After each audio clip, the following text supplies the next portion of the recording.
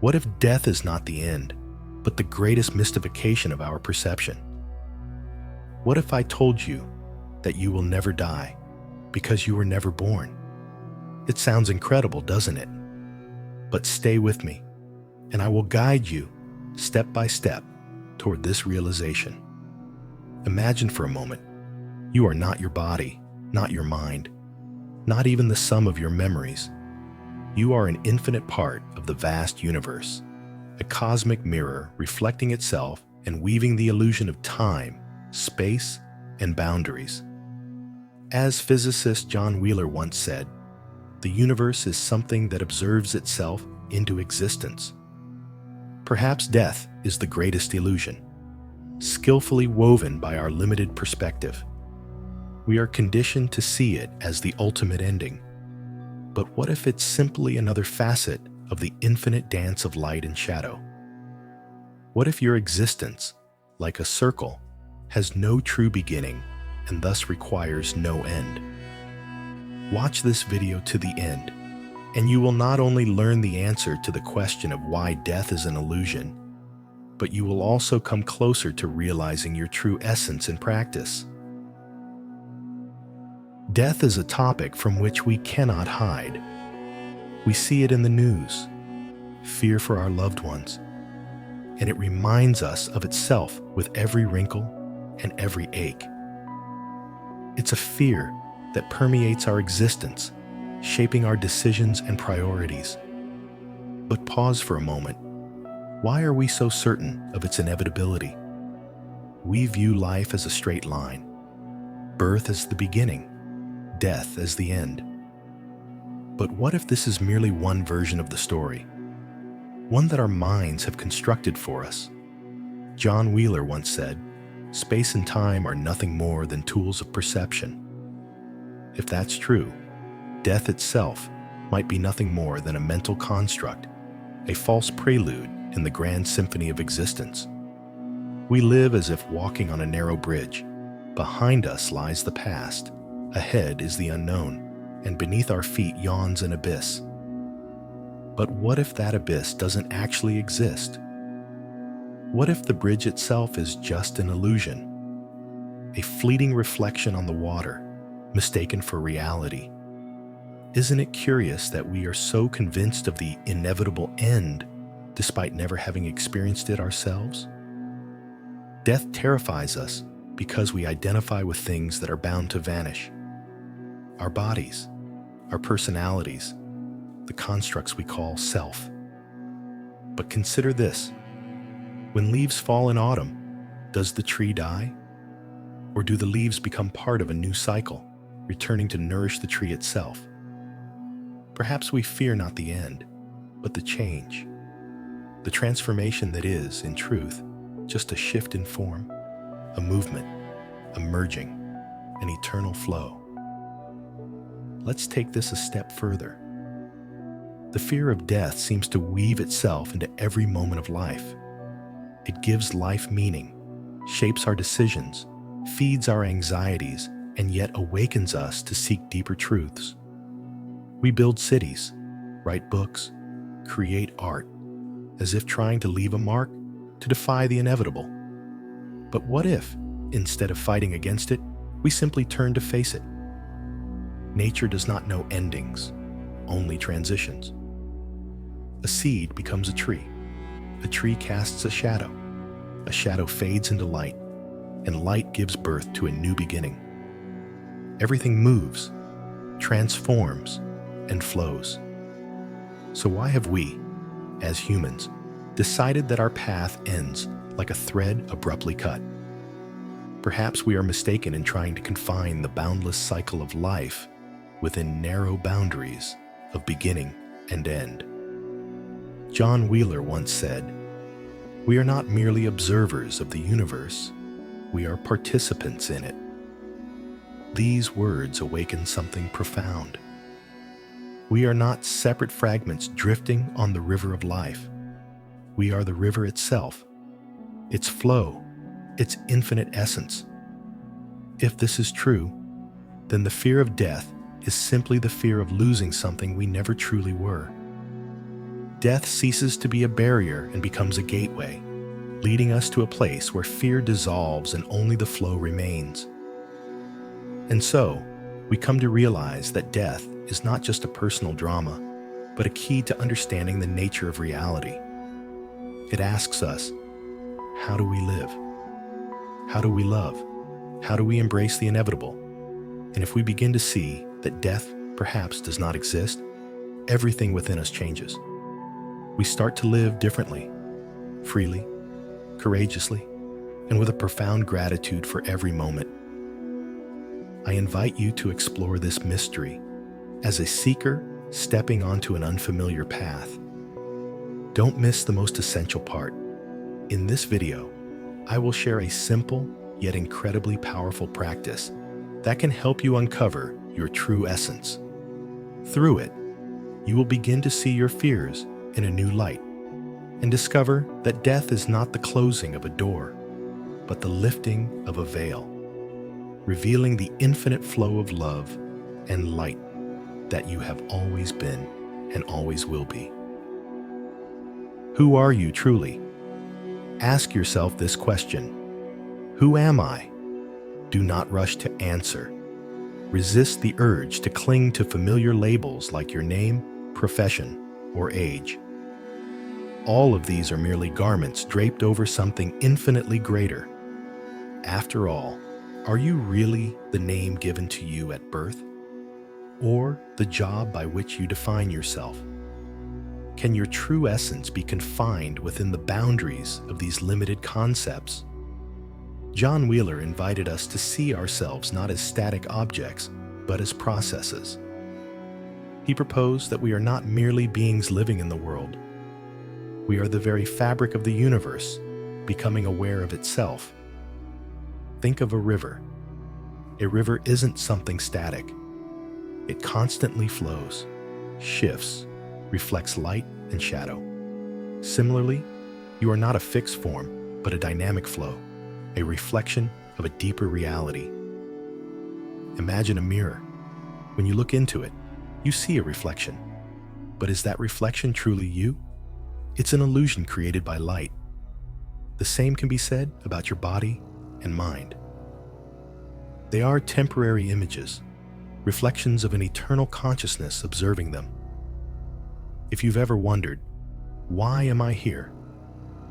The answer might be simpler than you think.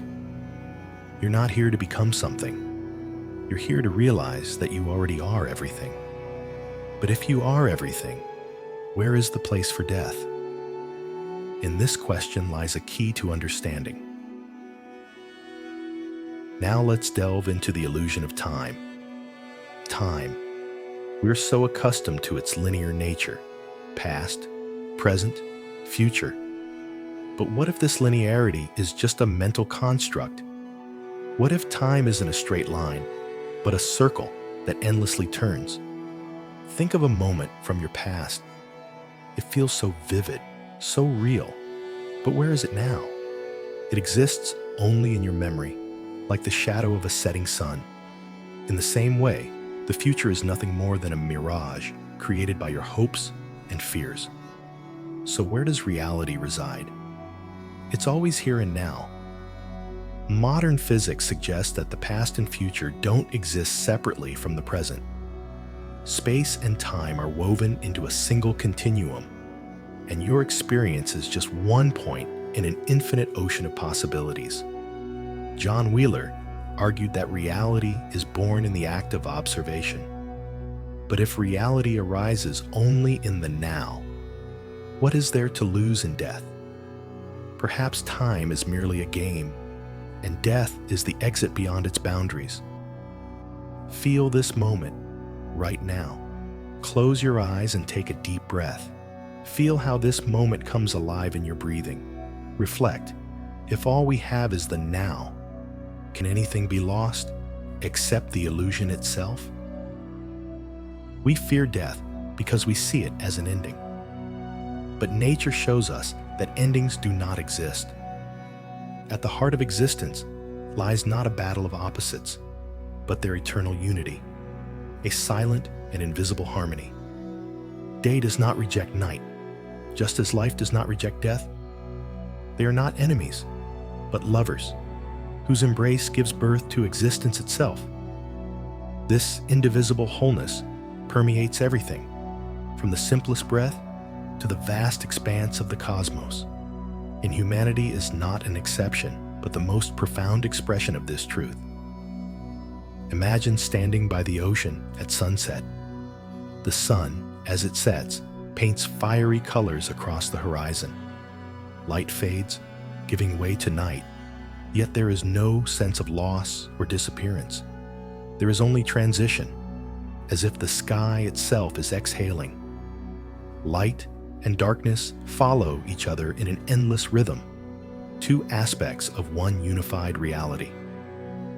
What if this is not only true for the sky, but also for you? Light and darkness, these are the breaths of the universe, its eternal rhythm. Yet we, like children, fear the dark, perceiving it as an ending. But is night truly an end? No. It is the beginning of a new day, a sanctuary for rest and dreams. It is a cradle where the morning light takes form. So, too, is death, not an end, but a stillness that precedes a new beginning. Just as falling autumn leaves do not die, but become part of the soil, nourishing the sprouts of spring. Everything in this world is interconnected. All things return to their source, just as rivers flow back to the ocean. But who is the one who sees both light and shadow? Who observes the cycle of day and night, the breathing of the universe? It is the one who exists beyond it all, the one who remains unchanging amidst the flow of time and transformation. If light and darkness are the universe's breath, then life and death are waves on the surface of the ocean. A wave rises, reaches for the sky, and then falls, disappearing into the depths. But does it die? It was never separate. It was always the ocean, only temporarily taking form. So it is with you. Your body, your thoughts, your story. They are waves dancing on the surface of your true being. They rise to live and fall to fade, but your inner ocean remains unchanged. John Wheeler, speaking of quantum reality, argued that the observer and the observed are not two things, but one. What we consider ourselves and what we see as the external world are manifestations of the same unity. If you are a wave, the world around you is that same ocean. You cannot be separated. In the next part, we'll dive into the heart of this truth, where waves become the ocean and boundaries dissolve into infinity. Death. The word hangs like a dark cloud, both frightening and alluring, tightening the heart, yet calling us to deep reflection. We fear it because we see it as a rupture, a sudden end to everything we hold dear. But is a rupture possible in a universe where all things are interconnected? Can there be an end in the infinite ocean of existence? If life is like a river, then death is not its disappearance, but the return of its waters to their source.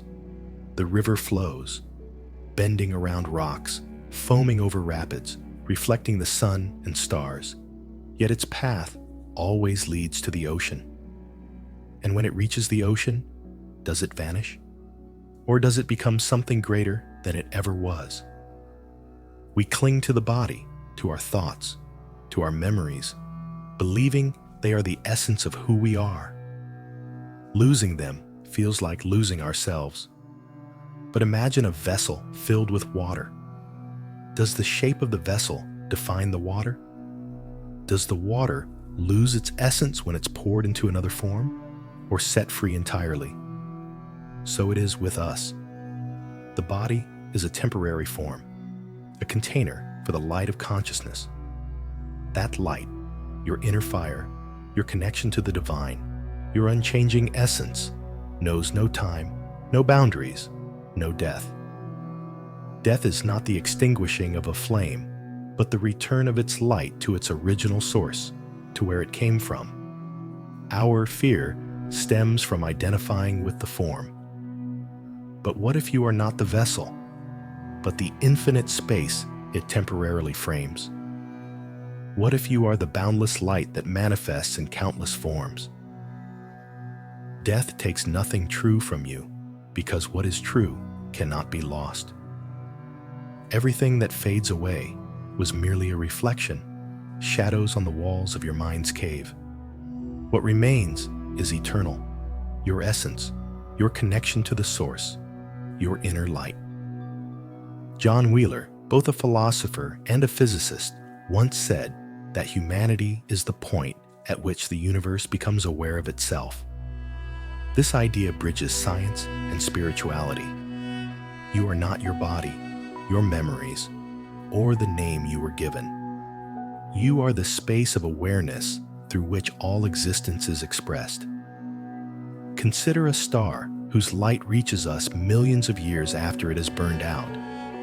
Did its death deprive us of its brilliance? Did it truly vanish? Its light lives on, a reminder that true nature never fades.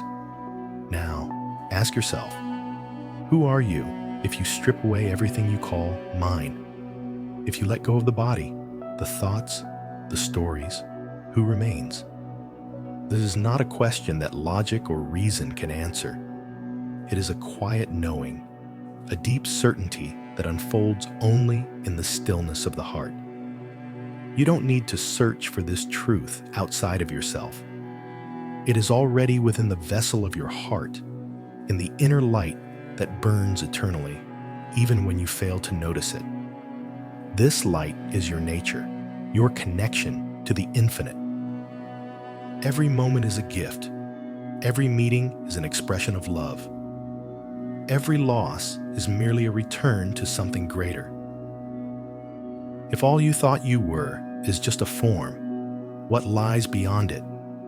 What if the wave doesn't vanish, but merges back into the ocean? What if you are not the wave at all, but the infinite ocean of awareness? Stay with me so that through practice, go to a place where light knows no end, where forms dissolve into vast silence and you reveal yourself as something more than you could have imagined. Pause for a moment in stillness.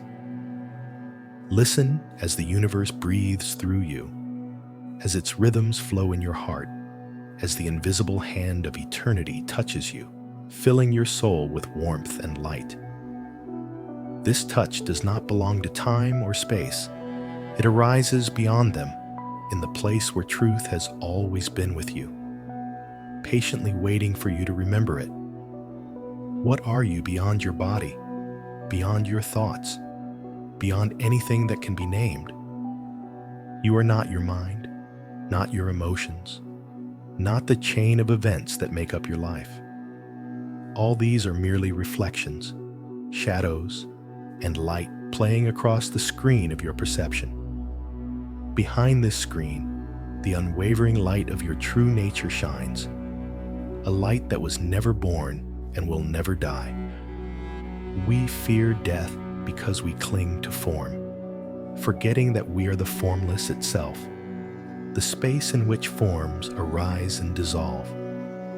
Like a river flowing toward the ocean, we return to ourselves, dissolve into the source, and become what we have always been. And if you are this ocean, how can anything within you ever truly disappear? Allow this understanding to fill you. Feel a soft, warm light ignite at the center of your being, like the gentle flame of a candle. This is the light of your eternity, the divine light that pulses in harmony with the breath of the universe. Recognize it. Feel it deeply within you. Now I invite you to take a step toward yourself, to touch this stillness, this luminous depth that has always been within you. It is time to let go of everything that limits you and open yourself to the truth of who you are at your core. Through this practice, you can dissolve your fears, release false ideas, and see yourself as the universe sees you, infinite, radiant, and deeply at peace. Are you ready? Then let us begin. Sit comfortably in a position where your body feels both stable and relaxed at the same time. Straighten your spine, allowing energy to flow freely through your body. Take a deep breath. Feel the air gently filling your lungs, bringing with it freshness and calm. As you exhale, sense the air leaving your body, carrying away tension, worry, and anything unnecessary. Now turn your attention to your inner sense of I. It is not thoughts, not memories, not images, but the very feeling of your existence, the feeling that awakens in you when someone calls your name. Feel this feeling. It can be anywhere. It doesn't have to be attached to your body. Gently bring this sense of I into the center of your chest, where your heart resides. Hold this awareness of I at this point. Now ask yourself a question. Where is the one who is observing this sense of I? Feel where the observation itself is coming from. Where is your awareness being born from? Merge this sense of I and the observer into a single point in your heart. Feel their unity. Hold this combined attention at the center of your chest. Stay with this sensation and notice your state. What thoughts arise? What feelings emerge? Don't try to control them. Just observe as they come and go, like clouds passing across the sky. Now, keeping your attention on the feelings of I and the observer in the center of your chest, begin to observe your breath. Don't try to change it. Just watch the air go in and out in the moment of your presence here and now. Now that you are in this moment, I am going to ask you some questions. Can you think about this moment? No, because that is thinking about a moment that is already gone. Can you imagine this moment? No, because imagination belongs to the future. This moment can only be experienced. Simply be in it, without thoughts, expectations, or ideas. Feel. In this moment, there is no time. It is as if it has stopped, giving way to the infinite now.